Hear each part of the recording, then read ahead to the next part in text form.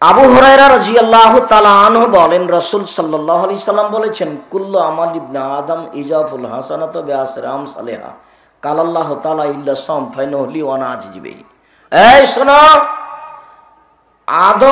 আদমের ছেলেমেয়ের সব নেকি ফেরেশতারা দেয় 1 থেকে 10, 10 থেকে 700।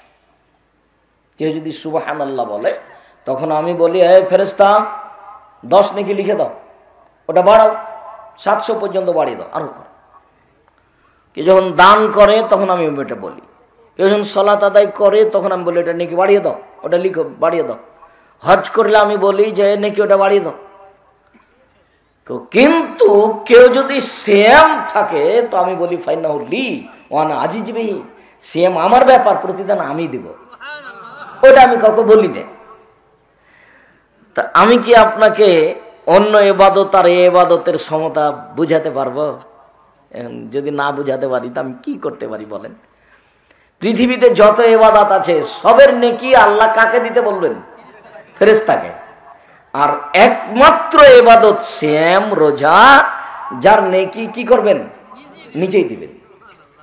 তো এইটার তারতম্য বুঝানো যাবে? কঠিন নয়, অনেক তারতম্য, মানে তারতম্যই নাই। কাকে আপনি তার পাশে বসাবেন যে ফেরেশতা আল্লাহ আমার হাতে দিলে ইনি, আমার হাতে দিলেন, এরকম নয়, ওটা ভিন্ন। আল্লাহ নিজে হাতে দিবেন, এটা একটা ইবাদত, তার নাম সিয়াম, তার নাম রোজা। যদিচ আমাদের কাছে 5 পয়সা দাম নাই। রমজান মাস আসলে আমরা চাদর লাগিয়ে দিয়ে বিড়ি খাই।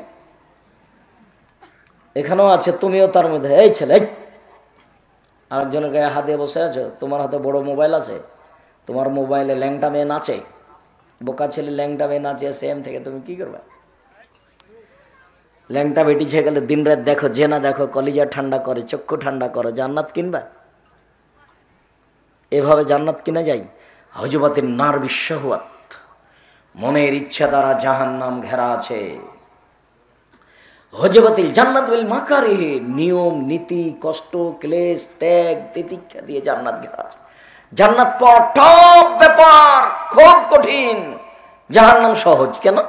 মনের ইচ্ছা মতো চললেই জাহান্নাম হয়। দাড়ি চাঁচে যারা, মন মতো চলে তারা। টাকনুর নিচে প্যান্ট পরে যারা, মন মতো চলে তারা। মন মতো চলে যারা, জাহান্নামে যাবে তারা। যেসব মহিলারা ছোট ব্লাউজ পরে, গোটা হাত দেখিয়ে পেট পিঠ দেখিয়ে গ্রামে গ্রামে ঘুরে, ওরা মন মতো চলে। এটা তো সাপাহার, মানে এই গ্রামে সবাই নাকি বাপ, সবাই নাকি চাচা, সবাই নাকি ভাই। ওটা কি আমার গ্রাম্য ভাই? ওটা যে আমার ভাই তাই বলছে মহিলাটা, ওটা যে আমার চাচা তাই বলছে। এটাই নাকি ধর্ম? বাবা, সবাই নাকি চাচা, সবাই নাকি ভাই। তো তোমার তো তাহলে আর কেউ পর্দা করার নাই গো। ঠিকই তো, আমাদের পর্দা লাগে না আব্দুর রাজাক সাহেব। এরই নাম মন মতো চলা, এরই নাম মন মতো চলা। তো আমার স্ত্রী আব্দুল্লাহ রহমত রংপুরের মানুষ, ওরা যখন এসেছে চাঁপাইনবাবগঞ্জে বাড়িতে এসেছে, তো আমার গ্রাম্য চাচারা বাড়িতে এসে ঢুকেছে, আসসালামু আলাইকুম, নাকি কি আব্দুর রাজাক আছো গো? তো আল্লাহ সালাম দিয়ে তো ঢুকতে হবে, এটা তো জানে না। তা আব্দুর রাজাক আছো গো এই বলে ঢুকেছে। তো এখন বউটা তাড়াহুড়া করে ঘরের ভিতরে চলে গেছে। তখন অবাক, চাচাকে দেখে বউ ভিতরে চলে গেল, মানে এত বড় অপরাধ। তখন বাইরে খুব রাগ ঝাল, এই কি কথা, পরিবেশ উল্টে যাই চায়। আমাদের নীতিতে 2 হওয়া লাগেনি কোনোদিন। কেন আপনার এভাবে চলছে আমি এটা বুঝি না, বুঝতেও পারি না। সবাই নাকি বাপ, সবাই নাকি চাচা, সবাই নাকি ভাই, শুধুমাত্র ভাই ভাই, অন্য কেউ ভাই নাই। আমার নিজের কথা বলছি, আমার একটাই ছোট ভাই বরিশাল মডেল কলেজের শিক্ষক, দারুল উলুম দেওবন্দ থেকে পড়ে এসেছে, মেধাবী মানুষ। এই দীর্ঘ 33 বছরে 32 বছরে কোনোদিন সামনাসামনি কথা হয়নি, অথচ আমার বাসাতেই থাকা খাওয়া প্রায় দিনই। তা আমরা তো বেঁচে আছি। তোমার মা তো এসেছে, তোমার মা এসেছে ছোট ব্লাউজ পরে, তোমার বাপের কোনো ইয়ে নাই, আত্মমর্যাদা নেই, গৈরিয়ত, আত্মমর্যাদা। খারাপ লাগে দেখি, এর নাম হলো আত্মমর্যাদা। খারাপ লাগে, ছি ছি ছি ছি ছি, আমার বউর বাড়ি চলে গেল মাথায় কাপড় না দিয়ে, এই যে খারাপ লাগে, এরই নাম আত্মমর্যাদা। যখন আত্মমর্যাদা থাকে না তখন ও পশু প্রাণীর মতো হয়ে যায়। বুঝে না ওরা অন্তর আছে, বুঝে না। দেখে না ওরা চক্ষু আছে, দেখে না। শোনে না ওরা কান আছে, শোনে না। উলাইকা কাল আনআম, তারা পশু প্রাণীর মতো, তারা গরু ছাগলের মতো, তারা কুকুর শৃগালের মতো, বাল হাজাল, বরং তার চেয়ে খারাপ। খারাপ লাগে না যখন, তখন মনে করতে হবে আমার জীবিকা নির্ভর গরু ছাগলের মতো। আমিও যেমন, আমার বাড়িতে দুটো গরু আছে, ওইও তেমন। আমার বউ আরেকজনের সাথে গল্প করছে, তা আমাকেও খারাপ লাগে না, গরুকেও খারাপ লাগে না। গরুটাকে কি খারাপ লাগে? তা আমাকেও খারাপ লাগে না। এখন আমার গরু দুটো আর আমি কেমন হয়ে গেছি? একই রকম হয়ে গেছি, সমান। আমি এই কথা বলিনি, এই কথা আল্লাহ বলছে। আমার উপরে রাগ করে কোনো লাভ নাই। শেষেরটুকু আরো কঠিন, শেষেরটুকু বলছে ও কুকুর সিরিয়ালের চেয়ে খারাপ। তো কুকুর সিরিয়ালের চেয়ে খারাপ কে? তো এটা সাপাহারে নেই। কেন নেই? সাপাহারের লোকেরা যৌতুক নেয় নেয়। সাপাহারের লোকেরা যৌতুক নেয় নেয়, শ্বশুরের কাছে টাকা নেয় নেয়। সাপাহারের লোকেরা বোনেরাকে বাপ মরার সাথে সাথে জমি ভাগ করে দেয়। তাহলে ওরা কেউ কুকুর সিরিয়ালের চেয়ে খারাপ নয়। আর দাঙ্গাবাজি করে জোর করে কারো জমি দখল করে না, ক্ষমতা দেখিয়ে দাপট দেখিয়ে বাঁচতে চায় না। জুলুমবাজি করে ক্ষমতা দেখিয়ে দাপট দেখে 1 ঘন্টা বাঁচার চেষ্টা করিয়েন না। জোরজার মুল্লুক তার, এরকম চরিত্রে 1 ঘন্টা বাঁচার প্রয়োজন নেই। দাপট দেখিয়ে জমি বড় করে নিয়েন না, দলীয় ক্ষমতা দেখিয়ে কিছু করিয়েন না। নওগাঁ জেলাতে মানুষকে জেলে ঢোকায়েন না ক্ষমতা দেখিয়ে। ফেরাউন ডুবে গেছে, এত দুশ্চিন্তা ভোগ করতে হবে না, তার নাম জুলুম। যেহেতু ফেরাউন ডুবে গেছে, আমিও ডুবে যাব সামান্যতম জুলুম থাকলে। মুরব্বী মানুষের উপরে ধমকে কথা বলা হবে না। চুপ থাকেন, কি পেয়েছেন আপনি? এর মানে আমার নৌকা ডুবে গেছে। এর মানে কি? আমার নৌকা ডুবে গেছে, সাগরে ডুবে গেছে, ছোট নদীতে নয়, মরা নদীতে ডুবেনি। জুলুমবাজি করে একদিন বাঁচার চেষ্টা করবেন না। হজবাতিন নার বিশাওয়াত, জাহান্নাম ঘেরা আছে মনের ইচ্ছে দিয়ে। নগ্ন পোশাকে চলে যারা, জাহান্নামে যাবে তারা। দোকানে বসে আড্ডা পিটে যারা, ল্যাংটা মেয়ে দেখে যারা, জাহান্নামে যাবে তারা। শুধু ঘুষ খায় যারা, মন মতো চলে তারা, মন মতো চলে যারা, জাহান্নামে যাবে তারা। মানুষের সাথে জুলুমবাজি করে ক্ষমতা দেখিয়ে দাপটে চলে যারা, জাহান্নামে যাবে তারা। মন মতো চলে যারা, জাহান্নামে যাবে তারা। মন মতো চলার বিনিময় হলো জাহান্নাম। মন মতো চলা যায় না। আবার মোমেনের ব্যাপার আল্লাহ রাসূল বলছেন যে ইন্নামাল মুমিন, নিশ্চয় মোমেনের জন্য পৃথিবী হচ্ছে আর দুনিয়া সিজনুল লিল মুমিন ওয়া জান্নাতুল লিল কাফির। নিশ্চয় দুনিয়া মোমেনের জন্য কারাগার, আর কাফেরের জন্য জান্নাত। আমি আর আপনি 5 ওয়াক্ত সালাত আদায় করি, ধরে নিলাম যে আমরা মুমিন, ভালো মানুষ। তো আমার জন্য যেটা কারাগার তা তো বুঝতে পারলাম না। আমাদের নওগাঁ জেলাতেও কারাগার আছে। তো আমার বাপ জেলে আছে, ইচ্ছে মতো দেখা যায় না, সাক্ষাৎ করা যায় না, তার নাম কারাগার। আমার বাপ নওগাঁ জেলা থেকে যখন তখন আসতে পারে না, তার নাম কারাগার। আমাদের সাথে সম্পর্ক হয় না, আমার মায়ের সাথে একটু কথা বলতে পারে না, তার নাম কারাগার। তো আমরা তো কারাগার বুঝলাম, কিন্তু আল্লাহ নবী বলছেন যে আমরাও নাকি কারাগারে আছি। তো কই একদিনে তো বুঝতে পারি না কিভাবে কারাগার হলো। যখনই মন চাই বিড়ি খায় নি, তো কিভাবে কারাগার হলো? যখনই মন চাই বড় মোবাইলটা চালু করে ল্যাংটা বেটি ছেলে দেখি, তো বাধা তো হলো না, তো কারাগার কিভাবে হলো? যখনই মন চায় দোকানে বসে আড্ডা পিটি, আর মাথায় টুপি থাকে, আর দোকান মানে একটা টিভি আছে, আর ওই মনে করেছে যে টিভি না দিলে তো মানুষ তো বসবে না, মানুষ না বসলে তো বিক্রিও হবে না। সব মিলে এটা হয়ে গেছে। তা আমরা তো বসে আছি ঘন্টার ঘন্টার, মানুষের বদনাম করছি, বুঝতে পারলাম না কিভাবে কারাগার হলো। কারাগার কোনটা? বাম হাতে চা পানি পান করছি, তো কারাগার কোনটা? আমার মা ভাত রান্না করার সময়তে ভাতের চাউল নিচে পড়ে গেলে একটু উঠিয়ে নেয়। কারাগার কোনটা? ফকিরটা রাস্তায় বসেছিল আমাদের দেড়ির মাঝে বাড়িতে ঢোকার সময়তে। তা আমি তাড়াহুড়া করে ঢুকছিলাম, তখন আমি বললাম সরো সরো, খালি ঝামেলা পাকাও, রাস্তা ঘেরে বসে আছে। তোকে আমি এই কথা বলে দিলাম, বুঝতে পারলাম না কারাগার কাকে বলে, কারাগার কি জিনিস। আমি তো দুনিয়ার কারাগার ঠিকই বুঝলাম, কিন্তু আল্লাহর নবী আমাকে বলছেন যে তুমিও কারাগারে আছো, এটা বুঝলাম না। যে কারাগার মানে হলো নিজ ইচ্ছা এক গ্লাস পানি পান করতে পারেন না। কেন? আপনি মুসলিম আর একজনের অধীনে চলেন, ওর নাম মোহাম্মদ সাল্লাল্লাহু আলাইহি সাল্লাম। উনি বলেছেন যে পানি পান করলে ডান হাতে ধরতে হবে, বিসমিল্লাহ বলতে হবে, 3 শ্বাসে পান করতে হবে, বসে পান করতে হবে, তার নাম কারাগার। কারাগার মানে নিজ ইচ্ছায় আপনি বিছানায় শুইতে পারেন না। বিছানাটা আপনার, বউ আপনার, ঘর আপনার, তারপরে নিজ ইচ্ছাই চলে না। কেন? বিছানায় শোয়ার সময় দোয়া পড়ে শুইতে হবে, আল্লাহ বিসমে কামতো আহে। আর না হলে বলতে হবে আল্লাহুম্মা আসলামতু নাফসি ইলাইকা ওয়া ওয়াজ্জাহতু ওয়াজহি ইলাইকা ওয়া ফাওয়াজতু আমরি ইলাইকা ওয়া আলজাতু জাহরি ইলাইকা রাগবাতা রাহবাতান ইলাইকা লা মালজা ওয়া লা মানজা মিনকা ইল্লা ইলাইকা আমানতু বিকিতাবিকা আল্লাযী আনজালতা ওয়া নবিয়িকা আল্লাযী আরসালতা।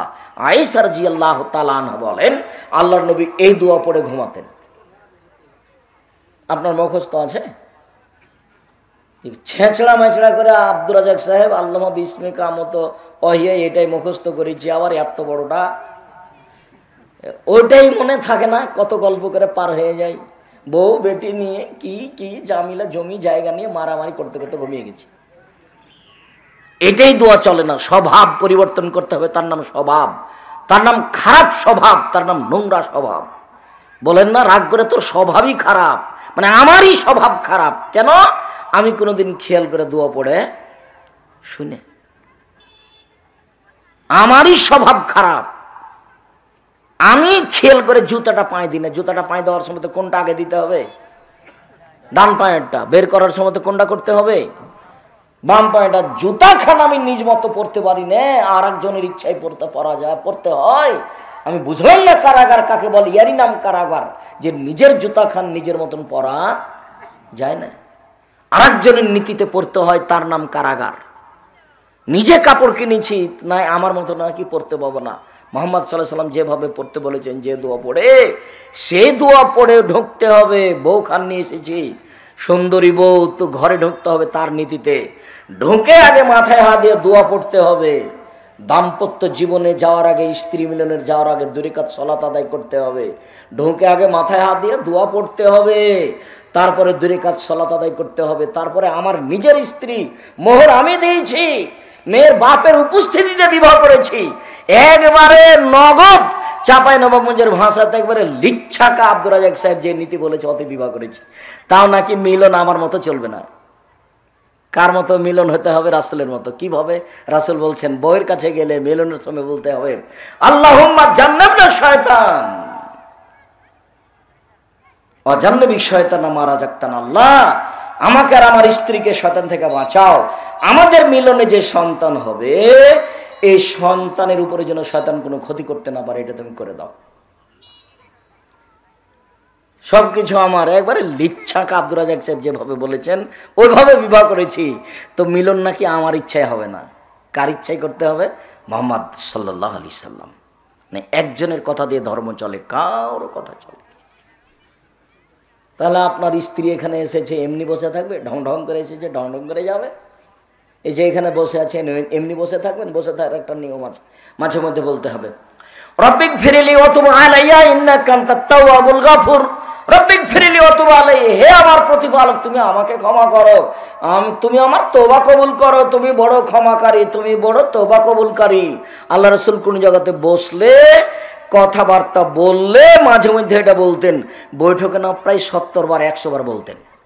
আব্দুর রাজাক সাহেব আল্লাহর কসম, আমার বয়স এখন 60 বছর, কতদিন তাফসির মাহফিল শুনলাম, একদিনও শুরু থেকে নিয়ে শেষ পর্যন্ত বসে এটা পড়িনি। মাঝে মধ্যে বাদাম খাইছি, মাঝে মধ্যে উঠে গিয়ে চা খাইছি। তার মানে আমি একদিনও বুঝতে পারি না যে আমি কোথায় আছি, কারাগারে আছি। এখানে যে বসে আছি এটা আমার স্বাধীনতায় বসতে পাবো না। বসে আছি তো মাঝে মধ্যে বলতে হবে রব্বিক ফিরলি ওয়া তুব আলাইয়া ইন্নাকা আনতাত তাওয়াবুল গাফুর। মনে নাই? মনে নাই কেন? জমি জায়গার কথা তো ঠিকই মনে আছে, দোয়া মনে নাই কেন? আপনার জন্য তো দোয়ার বইটা লিখেছিলাম, কত হাত তুলে দোয়া করবেন, কত কোন জায়গাতে দোয়া করবেন, কোনটা চলবে না কোনটা চলবে, সব আমি লিখলাম। আর আপনি মনে করলেন যে 100 টাকা দিয়ে বই কিনবো না, আব্দুর রাজাক সাহেবকে ঠগিয়ে দিয়েছি। না কিনা আমি ওকে কি করেছি? ঠগিয়ে দিয়েছি। তা আমি এখন কি করব? আমি তো বললাম একফিরুল্লাহু লানা ওয়া লাকুম, এই দোয়া পড়া যাবে না, দুনিয়াতে নেই, এমনি চলছে। আমি কি করতে পারি? নাহমাদুল্লাহ ওয়া নাস্তাগফিরুহু, এই দোয়া চলবে না, হাদিস জয়ীফ। তা আব্দুর রাজ্জাক সাহেব, মুসাফার দোয়া কি তাহলে? আসসালামু আলাইকুম, এটাই দোয়া। হাত দুটি পৃথক করার সাথে সাথে পাপ ক্ষমা হয়ে গেছে। এই কথা মুহাম্মদ সাল্লাল্লাহু আলাইহি সাল্লাম বলেন, আমি বলিনি। আপনি বলবেন ওয়ালাইকুম আসসালাম, আসসালামু আলাইকুম আহলাল কুবুরি ইয়াগফিরুল্লাহু লানা ওয়া আনতুম সালাফুনা ওয়া নাহনু বিল আসর, এই দোয়া চলবে না। কতদিন থেকে মুখস্থ করে আছেন আর বলছেন আসসালামু আলাইকুম আহলাদ দিয়ার মিনাল মুমিনিনা ওয়াল মুসলিমিনা ওয়া ইন্না ইনশাআল্লাহু বিকুম লালাহিকুনা নাসআলুল্লাহ লানা ওয়া লাকুম আল আফিয়া। এই দোয়া লিখলাম বইয়ে, আর আপনি পড়লেন, আমি কি করতে পারি বলেন? একামতের সময় তো আপনাকে আমি বললাম আকামাল্লাহ আদামাহা, চলবে না। ও মুয়াজ্জিন যা বলছে তাই বলতে হবে, কিন্তু আপনি আমার কথা শুনলেন না। শোনেন, এরকম জোর করে দুনিয়াতে বেঁচে থাকার চেষ্টা করিয়েন না।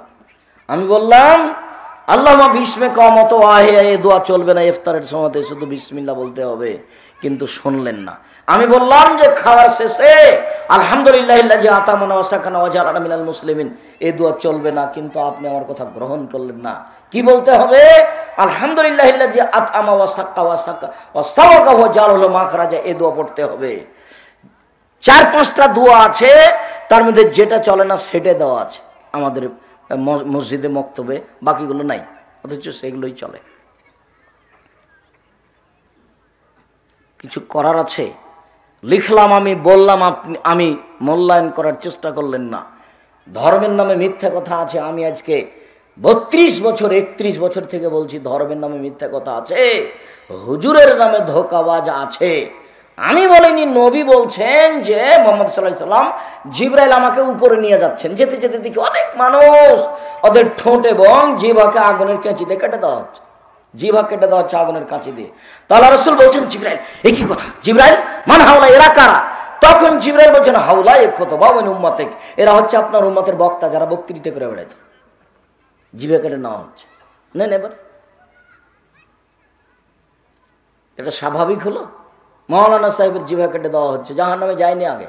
তারপরে তো আল্লাহ নবী বলেছেন হুজুর দিয়ে জাহান্নাম উদ্বোধন হবে। কি দিয়ে জাহান্নাম উদ্বোধন হবে? হুজুর দিয়ে। এটা বুখারী মুসলিমের হাদিস। তো ওদের উপরে এত গজব কেন আব্দুর রাজ্জাক সাহেব? মিথ্যা কথা বলে আর নিজে পর্দার ওয়াজ করে, কিন্তু বউ পর্দা করে না। সব অন্যায় ঠিকই আছে, আর আমাদের সামনে এসে এমন কত বক্তব্য দিল। মহান আল্লাহ বলেন ইয়া আইয়ুহাল্লাযীনা আমানু কুতিবা আলাইকুমুস সিয়াম কামা কুতিবা আলাল লাযীনা মিন ক্বাবলিকুম, পৃথিবীর মানুষ তোমাদের প্রতি সিয়াম ফরজ করা হয়েছে যেমন পূর্বের মানুষের প্রতি সিয়াম ফরজ করা হয়েছিল, যাতে করে তোমরা পরহেজগার হতে পারো। যেসব মাধ্যম দিয়ে মানুষ পরহেজগার হতে পারে, ভালো হতে পারে, তার একটা বড় মাধ্যম সিয়াম। ইবাদতের জগতে সবচেয়ে দামি ইবাদত হলো সিয়াম। রাসূল সাল্লাল্লাহু আলাইহি সাল্লাম বলেন ফিল জান্নাতে লাহা সামানে আবওয়াব, জান্নাতে 8টি দরজা রয়েছে। জান্নাতে একটি দরজা 8টি, জাহান্নামে একটি দরজা 7টি। জান্নাতে একটি দরজা 8টি, জাহান্নামে একটি দরজা 7টি। একটা দরজার নাম রায়ান, লায়াত কলিল্লা সাইমুন, এই দরজা দিয়ে সিয়াম পালনকারী ছাড়া কেউ ঢুকতে পাবে না। এই দরজা দিয়ে সিয়াম পালনকারী ছাড়া কেউ ঢুকতে পাবে না। এ যা দাখাল আখিরুম উগলেকা, সিয়াম পালনকারীর শেষ ব্যক্তি ঢুকে গেলে এই দরজা বন্ধ করা হবে। শুনুন, কথা ভালো করে বুঝাতে পারিনি। বিচারের মাঠে 8টা দরজা থেকে ফেরেশতারা ডাকবেন, আসেন আসেন, এই দরজা দিয়ে আসেন যারা সিয়াম পালন করেছেন, আসেন আসেন যারা হজ করেছেন, এই দরজা দিয়ে আসেন, আসেন আসেন যারা দান করেছেন, এই দরজা দিয়ে আসেন। খালি চিৎকার করে ডাকবেন সব ফেরেশতারা। তা আবু বকর সিদ্দিক বলছেন আল্লাহ নবী, সব দরজা দিয়ে ডাকা হবে এমন কেউ আছে? তখন আল্লাহ রাসূল বলছেন হ্যাঁ, আপনি তার মধ্যে। তো কোনটা দরজা বন্ধ করা হবে না, শুধুমাত্র একটা, ওই শেষ ব্যক্তি ঢুকে গেল, এটা বন্ধ। সেটা কোনটা বলেন তো? রায়হান। সিয়াম পালন করার জন্য একটা দরজা আছে, এই দরজাতে সবাই ঢুকতে পারবে না। হজ করে এটা দিয়ে ঢোকা যাবে না, তবে সিয়াম পালন করে হজেরটা দিয়ে ঢোকা যাবে। 5 ওয়াক্ত সালাত আদায় করে এটা দিয়ে ঢোকা যাবে না। 5 ওয়াক্ত সালাত আদায় করে ওটা দিয়ে ঢুকতে হবে, সিয়াম পালনকারী ওটা দিয়ে ঢুকতে পারে। আব্দুর রাজাক সাহেব বলেছেন ইবাদতের জগতে সবচেয়ে পাওয়ারফুল ইবাদত হলো দান, এরপরে এটা দিয়ে ঢোকা যাবে না, এটা হলো পার্সোনাল, একেবারে ভিন্ন ধরনের। এটা দিয়ে ঢুকতে হলে শুধুমাত্র সিয়ামই করতে হবে, তাছাড়া এটা হবে না। আমি আপনাকে বুঝাতে পারি না যে ইবাদতের জগতে সবচেয়ে দামি ইবাদত সিয়াম কিভাবে হলো। 1 2 উমামা বাহিলি রাদিয়াল্লাহু তাআলা আনহু বলেন, আমি বললাম আল্লাহর নবী মরনি বি আমালিন, এই ছেলে এই তোমরা দেখো তো ওইখানে শব্দ হচ্ছে কেন? কোনো বাচ্চা কি ছোটাছুটি করছে, দৌড়াদৌড়ি করছে? তো তোমরা 8-10টা ছেলে অন্তত দাঁড়াও, এখানে দাঁড়াও একটা, ওখানে দাঁড়াও একটা, অন্তত 10 জন দাঁড়ালেই তো পরিবেশটা কন্ট্রোল করতে পারো। তো এই গ্রামে যারা, এটা কি গ্রাম নয় নাকি? নাকি এই গ্রামে বাড়ি নাই? বাড়ি তো অবশ্যই আছে। এই গ্রামে যদি কোনো যুবক ছেলে না থাকে তো আপনারা মুরব্বী মানুষ, আপনারাই যান। এরা যদি নির্ধারণ না করে থাকে, আমি তো সূচনা থেকে বুঝতে পারছি যে আমাদের মতো মানুষকে দিয়ে প্রোগ্রাম করলে একটু বুদ্ধি থাকা লাগবে, বা কারোর কাছে একটু পরামর্শ নিতে হবে। হোমসিকেলি করলে তো হবে না। আমি একটা ছোট্ট প্রোগ্রাম করি, তাতে আমার 12 থেকে 15 লক্ষ টাকা খরচ হয়। এই যে আগামী বৃহস্পতিবার শুক্রবার হবে রূপগঞ্জ নারায়ণগঞ্জে, প্রায় আগে আর পরে নিয়ে তো 15-16 লক্ষ টাকা খরচ আছে। এখন আপনি জামিয়া সালাফে রূপগঞ্জ নারায়ণগঞ্জ তো দেখেনি, দেখার একটু স্বাদও হয় না আপনার। 50 বিঘা জমির উপরে এই প্রতিষ্ঠান, 50 বিঘা। মসজিদের জন্য যে জমি বরাদ্দ হয়েছে 200 শতক, 200 শতক, 6 বিঘারও বেশি খালি মসজিদের জন্য।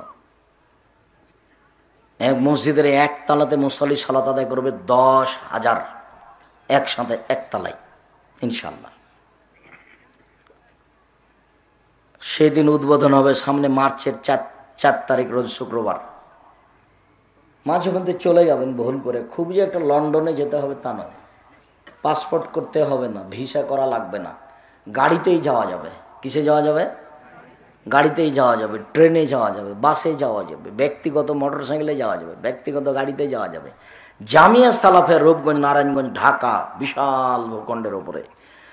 আপনার পাশের প্রতিষ্ঠান যেটা রাজশাহী, সেটাতেই যায়নি আবার ঢাকা। তো না গেলে আমার কিছু করার আছে? আমি দাওয়াত দিয়েছি, জবাব আপনি দিন। আমি দোয়ার জন্য দাবি জানিয়েছি যে দোয়া করবেন আল্লাহ যেন জামিয়া সালাফে কবুল করেন, আর সহযোগিতাটা পরে। আমি সাপাহারের মানুষ, আমি দান করলেও প্রতিষ্ঠান করবে, না করলেও করবে। মাসে 24 লক্ষ বেতন লাগে। কত? 24 লক্ষ। তো আমি সাপাহারের মানুষ যদি 1 টাকাও না দিই তবুও চলবেই, কোনো সমস্যা নেই, ভালো চলবে ইনশাল্লাহ। কিন্তু আমি 10টা টাকা না দিয়ে প্রতিষ্ঠানটা চলুক, এটা আমি চাইনি। কেন? পতিতালয়ের মহিলা যদি কুকুরকে পানি পান করে জান্নাত পেতে পারে, জামিয়া সালাফি আমি 10টা টাকা দান করে আমি জান্নাত কিনবো ইনশাআল্লাহ। কেন? এটাই প্রতিষ্ঠান নিঃস্বার্থপর, যেখানে কোনো স্বার্থ নেই, যেখানে কোনো শিরক বেদাত নেই। আল্লাহর কসম, আমি কচুর পাতার পানি না দলীয় ক্ষমতা দিয়ে প্রতিষ্ঠান চালাই, না বংশীয় ক্ষমতা দিয়ে প্রতিষ্ঠান চালাই, না অর্থ সম্পদের ক্ষমতা দিয়ে প্রতিষ্ঠান চালাই। শূন্যের উপরে আমি কচুর পাতার পানি। কচুর পাতার পানি মানে কচুর পাতার উপরে পানি আছে, টলমল টলমল করছে, পড়ে পড়ে পড়ে, তার মানে কোনো শক্তি নাই। আমি একজন নিঃস্ব মানুষ, জামিয়া সালাফে চালাই, যেখানে 350 এতিম আছে, 4000 ছেলে মেয়ে আছে, 250 শিক্ষক শিক্ষিকা আছে, প্রতি মাসে বেতন লাগে 24 লক্ষ। আর তো জমি ক্রয় আছেই, মসজিদ শুরু হচ্ছে, একাডেমিক ভবন রাজশাহীতে চলছে, যাতে একতলাতে 3000 ছাত্র পড়তে পারবে। জামিয়া সালাফের ডাঙ্গিপাড়া রাজশাহীতে মসজিদ আছে, 90% জমির ওপরে, একতলাতে 3000 মানুষ সালাত আদায় করতে পারবে, রেডি আছে 2 তলা পর্যন্ত। যেন আপনার একটু মন চায় না একটু 10টা টাকা খরচ করে দেখে আসি, বা 10টা টাকা দিই, বা একটা মাসিকা লিতেসাম পত্রিকা কিনি?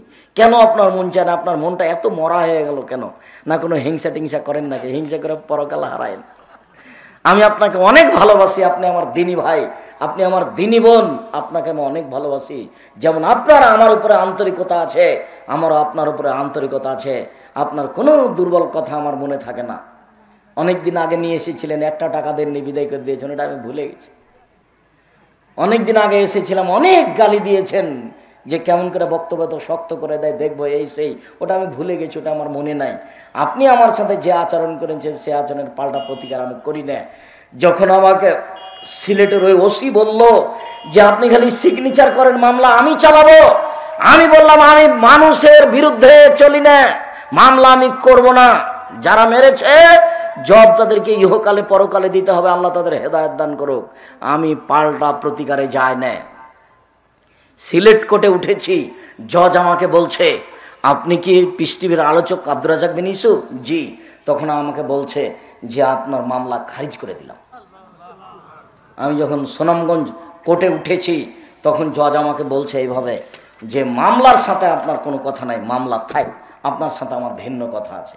দিয়ে 15 মিনিট যাবৎ কথা বলল, এই বক্তব্য এই সেই নিয়ে দুনিয়ার কথাও।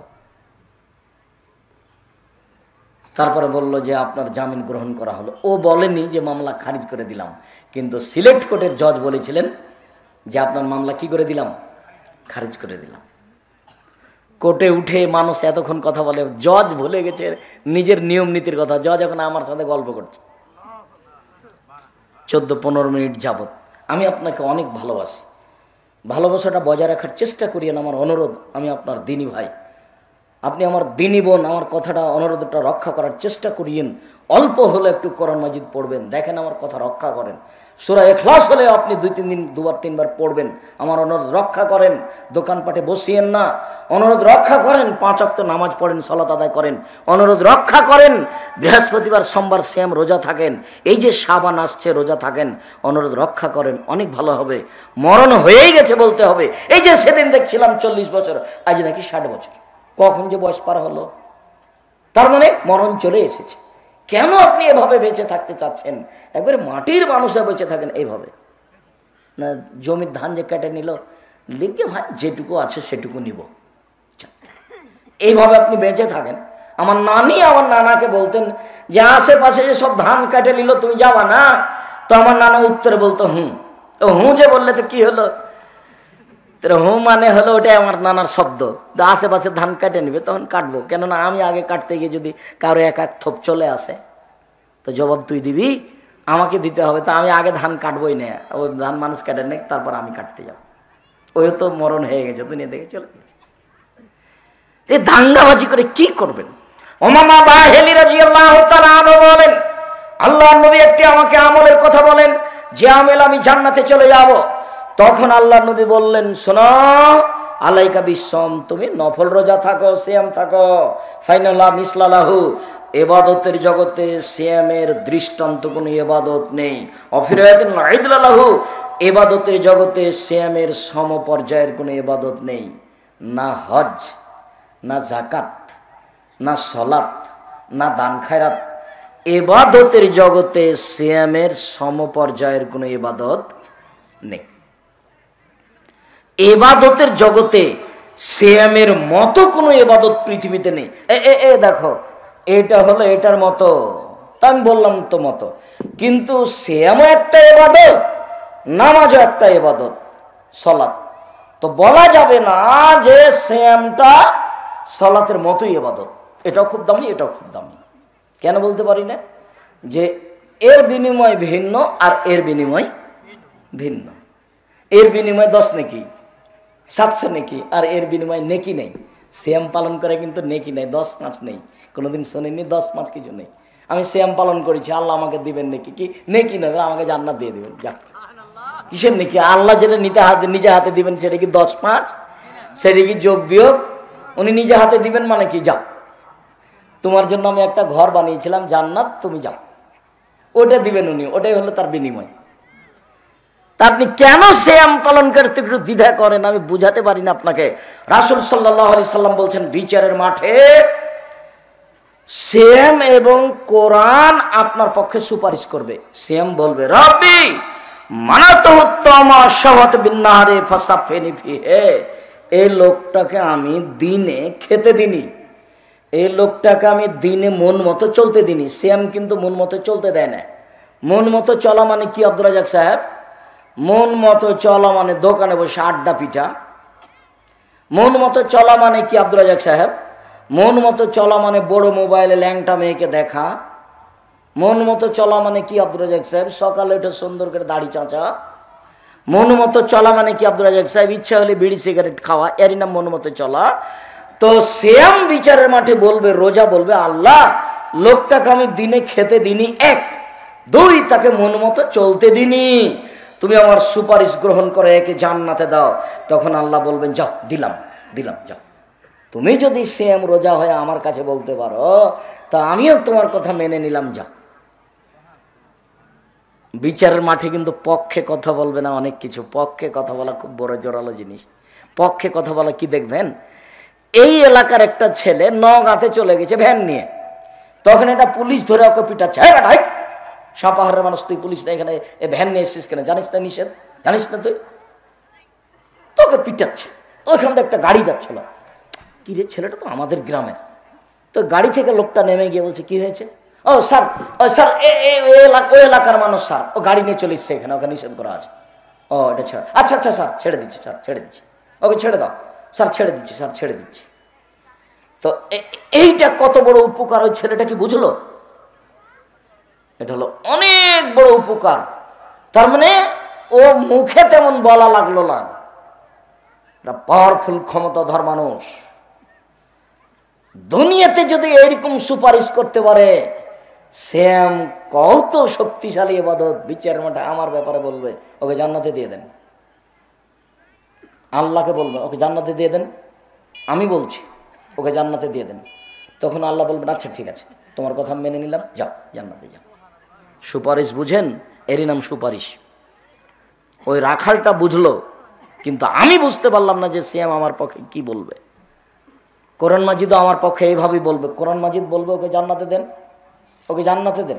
আমি কোরআন মাজিদ বলছি, তা আপনি তো কোরআন মাজিদই পড়েন না। আপনাকে আমি কত অনুরোধ করলাম যে অন্তত সূরা ইখলাস পড়েন। কয়বার?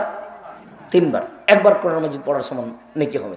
কিন্তু আপনার স্বভাবটা এত খারাপ যে আপনি একদিন টিকে থাকতে পারলেন না। আজকে বলেননি মনে হয়, ফজরের পরে 3 বার বলতে হতো না, এখনই বলেন আউযুবিল্লাহি বিসমিল্লাহ বলে 3 বার বলেন। তো নিজেকে বাঁচান যে আমি কোরআন মাজিদ পড়ি, এই বলে অন্তত নিজেকে বাঁচান, অন্তত সূরা ইখলাস পড়ে নিজেকে বাঁচান যে আমি কি করি, কোরআন মাজিদ পড়ি। আর বেশি পড়তে পারলে পড়, সুন্দর কোরআন মাজিদ খুলে দিয়ে নিয়মিত পড়েন। কোরআন আপনার পক্ষে কথা বলবে।